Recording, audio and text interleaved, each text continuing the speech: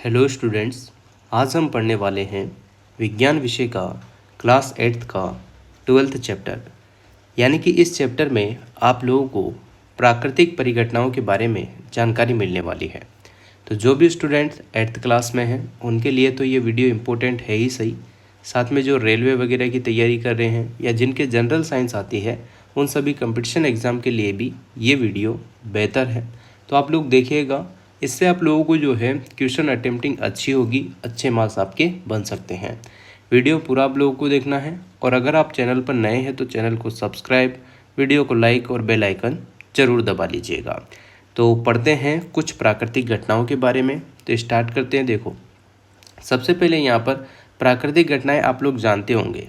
कुछ भी प्राकृतिक घटना जैसे कि भूकंप आ गया हो, है ना, ज्वालामुखी फट गया हो, या फिर ऐसी कुछ ना कुछ चक्रवात वगैरह, बहुत सारी ऐसी बाढ़ आ गई हो, यह सब चीज़ें होती है प्राकृतिक घटनाओं में। ठीक है, इस अध्याय में हम दो विनाशकारी परिघटनाओं तंडित तथा भूकंप पर चर्चा करेंगे।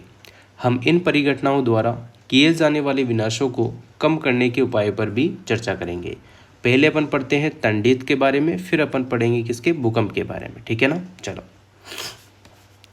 विद्युत के तार ढीले हो जाने पर आपने विद्युत खंभों पर चिंगारियां देखी होगी।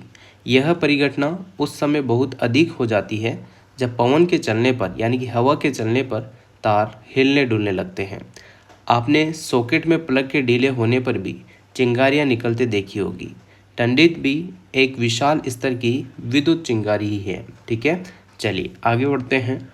प्राचीन काल में लोग इन चिंगारियों का कारण नहीं समझते थे, अतः वे तंडित से डरते थे और सोचते थे कि उन पर भगवान के क्रोध के कारण यह हुआ है। अब वास्तव में हम ये जानते हैं कि बादलों में आवेश के एकत्रित होने से तंडित पैदा होती है। हमें तंडित से डरना नहीं चाहिए, परंतु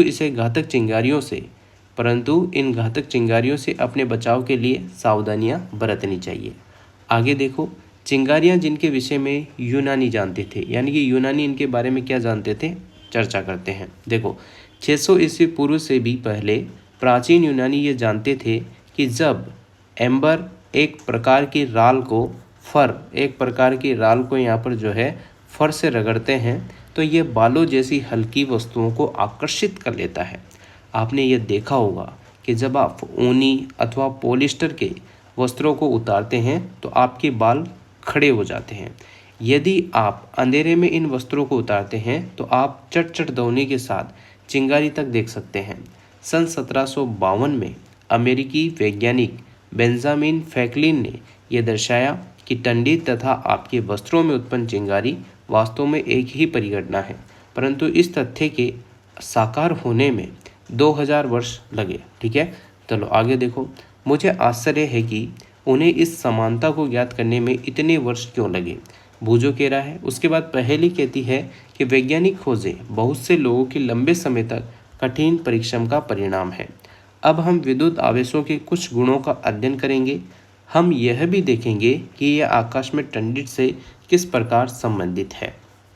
देखिएगा, विद्युत आवेशों की प्रकृति को समझने के लिए आइए कुछ क्रियाकलाप करें, परंतु पहले उस खेल को याद कीजिए जिसे आपने कभी खेला होगा। जब आप प्लास्टिक के पैमाने को अपने सूखे बालों से रगड़ते हैं तो पैमाना कागज़ के छोटे छोटे टुकड़ों को अपनी ओर आकर्षित कर सकता है। ये तो आप लोगों ने क्लास में किया ही होगा, छोटे बच्चे रहे होंगे तब। ठीक है ना, अभी भी आप 8th क्लास में जो भी बच्चे हैं वो ये करके देख सकते हैं, नॉर्मल प्रोसेस। ठीक है, चलो यहाँ पर आता है 12.2 रगड़ द्वारा आवेशन।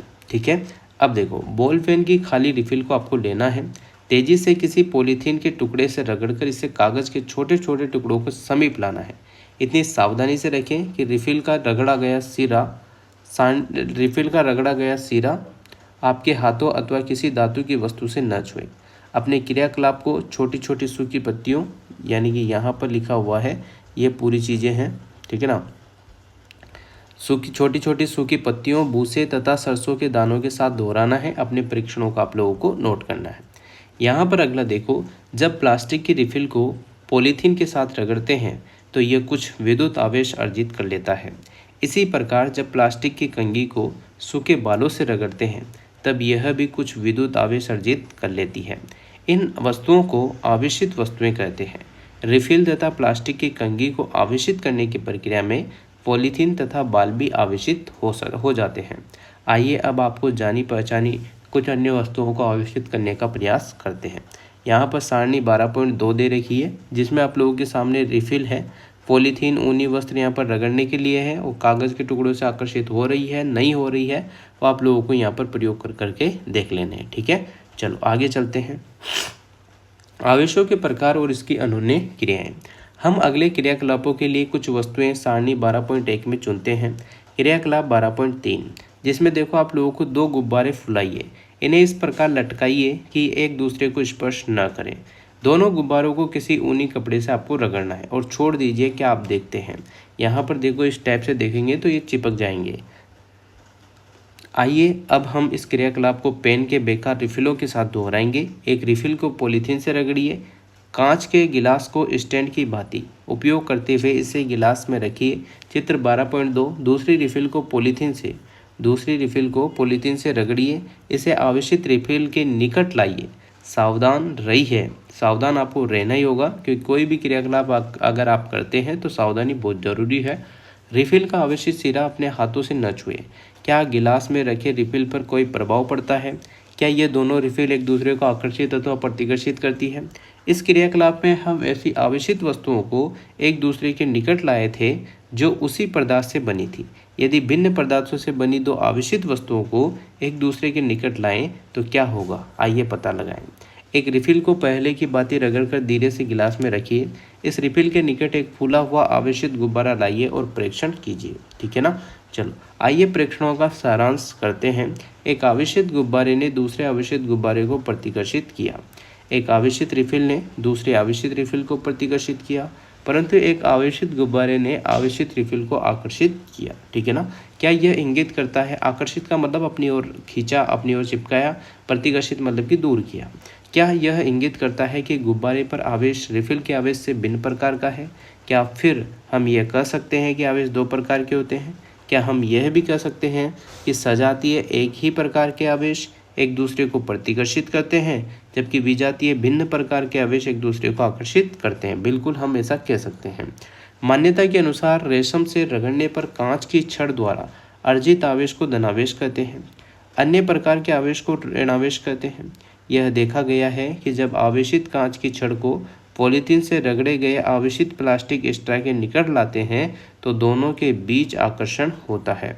आपके विचार से प्लास्टिक स्ट्रा पर किस प्रकार का आवेश होना चाहिए? आपको यह अनुमान है कि प्लास्टिक स्ट्रा पर ऋणावेश होना चाहिए। सही है। रगड़ने पर उत्पन्न विद्युत आवेश स्थगित होते हैं, वे स्वयं गति नहीं करते। जब आवेश गति करते हैं तो विद्युत धारा बनती है। आप कक्षा 6 से भी विद्युत धारा के विषय में अध्ययन कर रहे हैं। परिपथ में प्रवाहित होने वाली यह विद्युत धारा जिससे बल्ब चमकता है अथवा तार गर्म हो जाता है और कुछ नहीं वरन आवेशों का प्रवाह ही है। ठीक है ना, वही प्लस माइनस आवेश जो होते हैं इधर उधर उसी से प्रवाह होता रहता है। आवेश का स्थानांतरण 12.4 देख रहे हो आप लोग। देखो, मुरब्बे की एक खाली बोतल लीजिए। बोतल के मुंह के साइज से कुछ बड़ा गत्ते का टुकड़ा लेना है। इसमें एक छिद्र बनाइए जिसमें धातु की पेपर क्लिप घुसाई जा सके। चित्र 12.4 में दर्शाए अनुसार पेपर क्लिप को आप लोगों को खोलना है।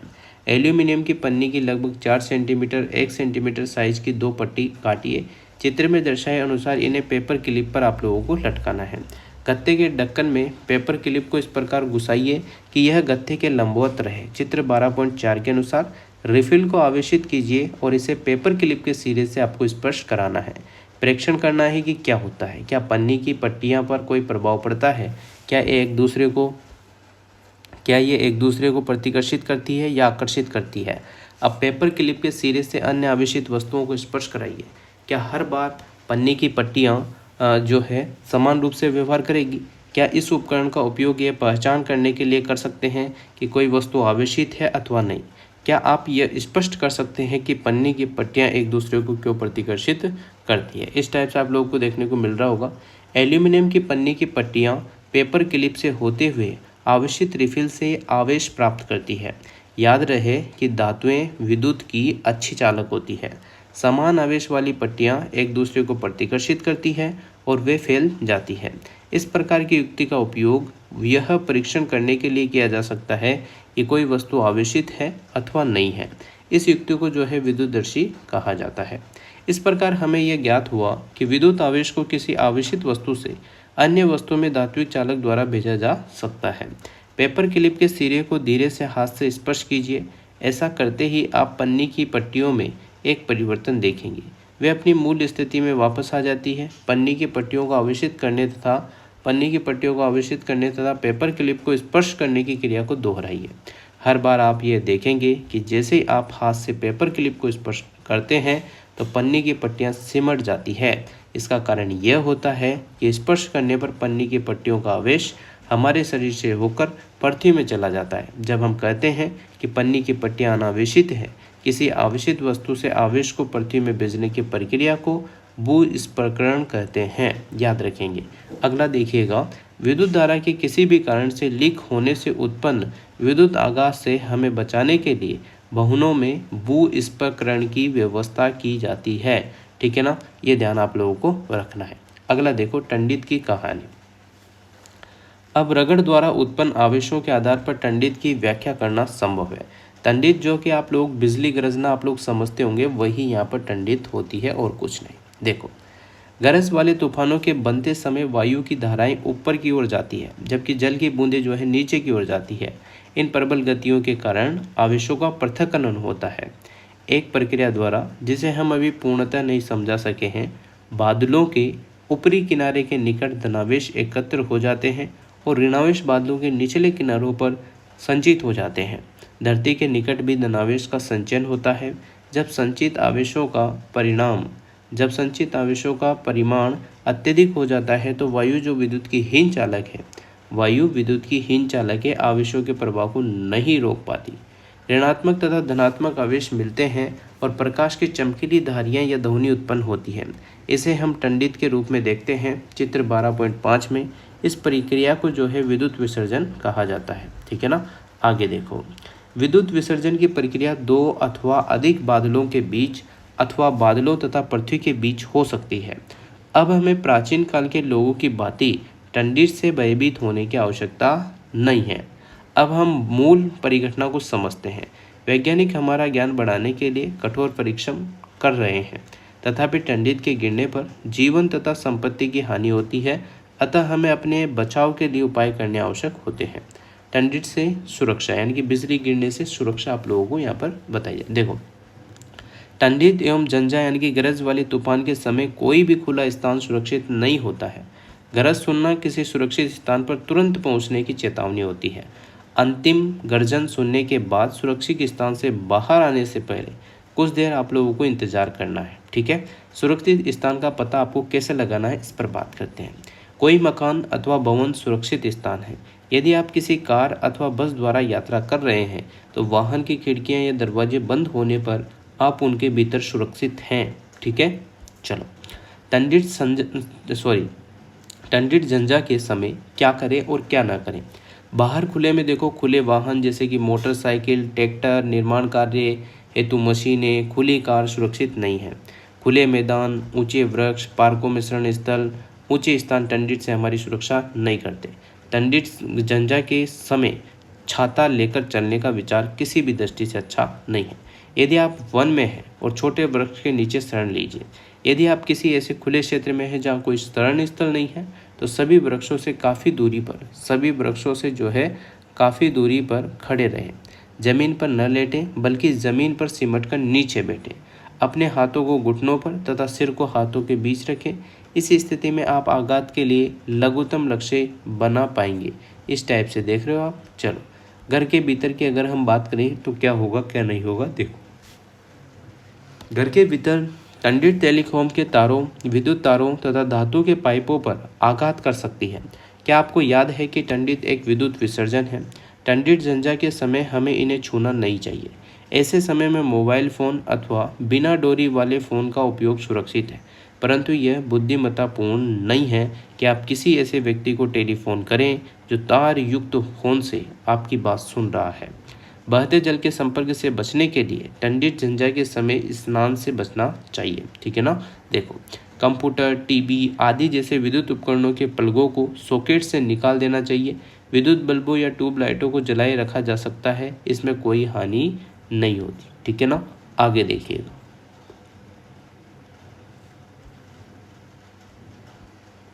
अब हम पढ़ रहे हैं टंडित चालक के बारे में। टंडित चालक एक ऐसी युक्ति है जिसका उपयोग भवनों को टंडित के प्रभाव से बचाने के लिए किया जाता है। किसी भवन के निर्माण के समय उनकी दीवारों में उस भवन की ऊंचाई से अधिक लंबाई की धातु की छड़ स्थापित कर दी जाती है। इस छड़ का एक सिरा वायु में खुला रखा जाता है, दूसरे सिरे को जमीन में काफ़ी गहराई तक दबा देते हैं। धातु की छड़ विद्युत आवेश के जमीन तक पहुंचने के लिए एक सरल पथ प्रदान करती है। भवन निर्माण में उपयोग होने वाले धातु के स्तंभ, विद्युत तार, जल पाइप भी कुछ सीमा तक हमारा बचाव करते हैं, परंतु टंडित झंझा के समय इन्हें स्पर्श न करें। ठीक है, ये बातें आप लोगों को ध्यान रखनी है। इस टाइप से तांबे की प्लेट लगी होती है और इस टाइप से पूरा मकान का ये टंडित चालक होता है। चलो अब भूकंप के बारे में पढ़ लेते हैं, है ना। देखो, भूकंप, आपने अभी टंडित झंझा तथा टंडित के विषय में अध्ययन किया। यह प्राकृतिक परिघटनाएं मानव जीवन तथा संपत्ति का बड़े पैमाने पर विनाश कर सकती है। सौभाग्यवंश कुछ हद तक हम इन परिघटनाओं की भविष्यवाणी कर सकते हैं। मौसम विभाग कुछ क्षेत्रों में बन रहे टंडित झंझा के बारे में चेतावनी दे सकता है। यदि टंडित झंझा होती है तो इसके साथ सदैव टंडित तथा चक्रवात की संभावना रहती है।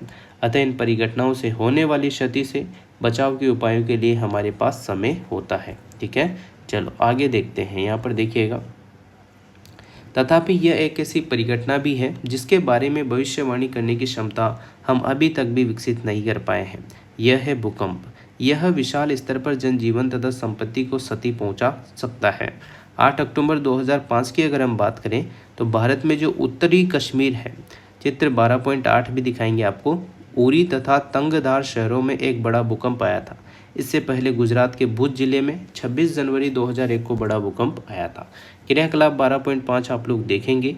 अपने माता पिता से इन भूकंपों द्वारा हुई जनजीवन तथा संपत्ति की अपार क्षति के बारे में पूछना है।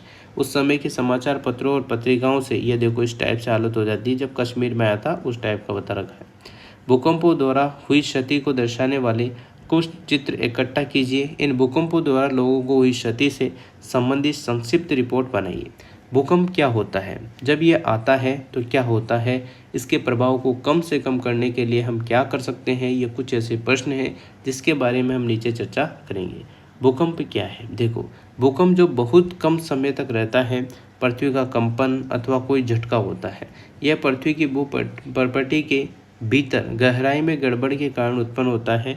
भूकंप हर समय सब जगह आते रहते हैं। ठीक है, ये आप लोगों को ध्यान रखना है, कोई एक जगह आए ऐसा जरूरी नहीं है। प्राय इनको नोटिस किया जाता है कि विशाल भूकंप बहुत कम होते हैं। ये भवनों, पुलों, बांधों तथा लोगों को असीम क्षति पहुंचा सकते हैं। इनसे जीवन तथा संपत्ति की विशाल हानि हो सकती है। भूकंपों से बाढ़, भूस्खलन तथा सुनामी आ सकते हैं। 26 दिसंबर 2004 को हिंद महासागर में एक विशाल सुनामी आया था। महासागरों के चारों ओर के तटवर्ती क्षेत्रों में अपार हानि हुई थी। यहाँ पर क्रियाकलाप 12.6 दे रखा है, इसको पढ़ते हैं और समझते हैं। संसार का एक रेखा मानचित्र लीजिए।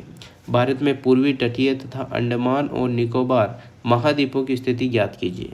हिंद महासागर के चारों ओर के उन अन्य देशों को मानचित्र में अंकित कीजिए जिन्हें सुनामी से क्षति पहुंची थी। अपने माता पिता अथवा परिवार के अन्य बड़े बूढ़ों अथवा पास पड़ोस से भारत में सुनामी के कारण हुई नुकसान के बारे में जानकारी एकत्र कीजिए। भूकंप का कारण क्या होता है, यहाँ पर पूछ रहा है एक व्यक्ति। देखो, मेरी दादी ने मुझे बताया था कि पृथ्वी किसी सांड के एक सिंग पर टिकी है तथा जब सांड इसे दूसरे सिंग पर ले जाता है तो भूकंप आता है। ये कैसे सत्य हो सकता है? ठीक है, प्राचीन काल में लोग भूकंप आने का सही कारण नहीं जानते थे। उनकी धारणा मनगढ़ंत कथाओं जैसे बूझों की दादी ने सुनाई थी द्वारा व्यक्त की जाती थी। संसार के अन्य भागों में भी इसी प्रकार की कथाएं प्रचलित थी। ठीक है ना, आगे बढ़ते हैं। पृथ्वी के अंदर भूकंप के क्या कारण हो सकते हैं, पहेली पूछ रही है। अब हम जानते हैं कि पृथ्वी के भीतर की सबसे ऊपरी परत की गहराई की गड़बड़ के कारण भूस्खलन होते हैं। पृथ्वी की इस परत को भूपर्टी कहते हैं। देखो, ये आपको पृथ्वी दिख रही है, जिसमें भूपर्टी आपको लोगों को पूरी यहाँ पर जो है ऑरेंज कलर, डार्क ऑरेंज में दिख रही होगी। पावर यहाँ पर येलो येलो कलर में है, थोड़ी ऑरेंज येलो हल्का, ठीक है। फिर ऑरेंज में बाह्य कोड दिख रहा है और बीच में आप लोगों को नींबू की तरह दिख रहा है, वो है आंतरिक कोड। पृथ्वी की यह परत एक खंड में नहीं है, यह टुकड़ों में विभाजित है। प्रत्येक टुकड़े को आप कहते हैं प्लेट, ठीक है। यह प्लेट निरंतर गति करती रहती है जब एक दूसरे से रगड़ खाती है और टक्कर के कारण, ये देखो यूरेशियन प्लेट है, अर्बेनियन प्लेट है, इंडियन प्लेट है, ठीक है ना। चलिए आगे चलते हैं। देखो एक प्लेट दूसरी प्लेट के नीचे चली जाती है, चित्र 12.11 में यहाँ पर दिखाया गया है, ठीक है ना। इस टाइप से ये 12.11 में दिखा रखा है। तो इसके कारण भूप्रकृति में विक्षोभ उत्पन्न होता है। यही विक्षोभ पृथ्वी की सतह पर भूकंप के रूप में दिखाई देता है। ये देखो टकराती हुई प्लेट दिख रही है आपको और ये रगड़ती प्लेट दिख रही है।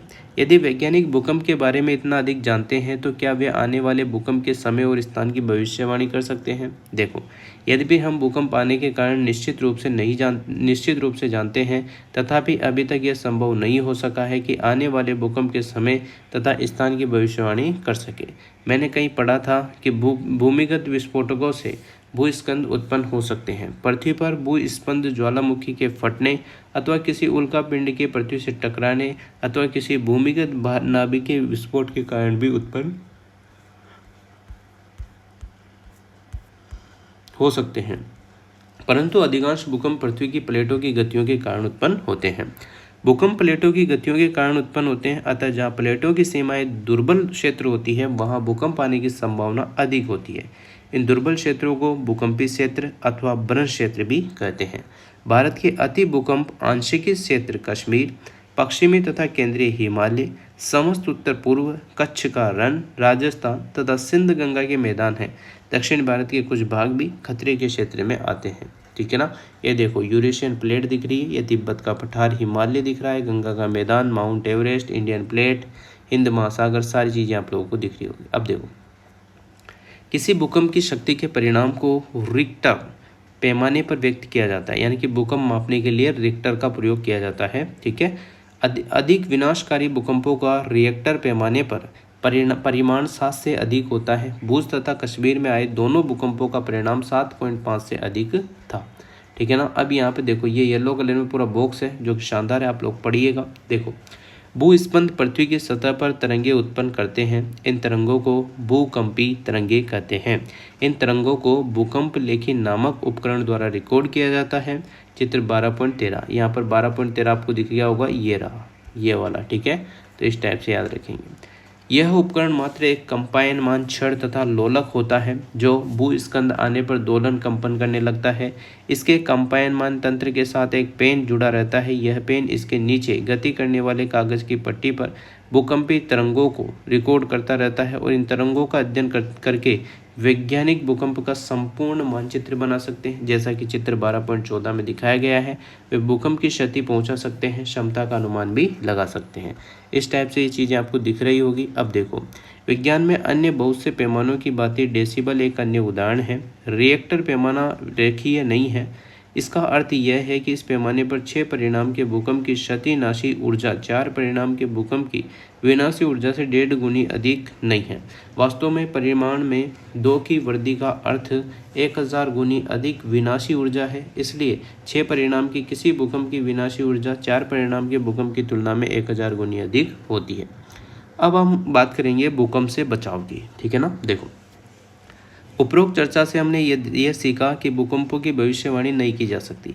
हमने यह भी देखा कि भूकंप अत्यधिक विनाशकारी हो सकते हैं, अतः यह आवश्यक है कि हम हर समय अपने बचाव के लिए आवश्यक सावधानियां बरतें। भूकंपी क्षेत्रों जहां पर भूकंप आने की अधिक आशंका होती है, में रहने वाले लोगों को इनका सामना करने के लिए विशेष रूप से तैयार रहना होता है। सर्वप्रथम इन क्षेत्रों के भवनों का डिजाइन ऐसा हो कि वे बड़े भूकंपों के झटकों को सहन कर सके। आधुनिक भवन प्रौद्योगिकी इसे संभव बना सकती है।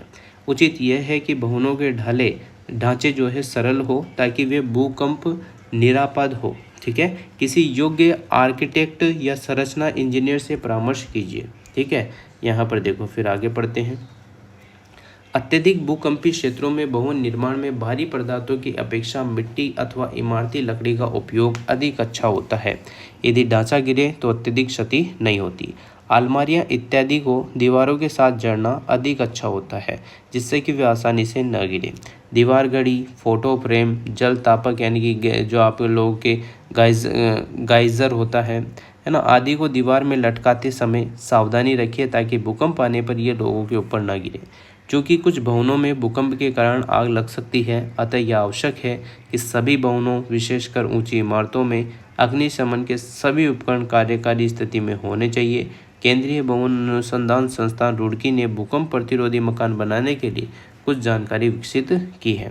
भूकंप के झटके लगने की स्थिति में अपने बचाव के लिए निम्नलिखित उपाय कीजिए। पहला यहाँ पर देखो, यदि आप घर में हैं तो आपको क्या करना होगा, किसी मेज के नीचे आश्रय लें यानी कि लेट जाएं और झटकों के रुकने तक वहीं रुके रहें।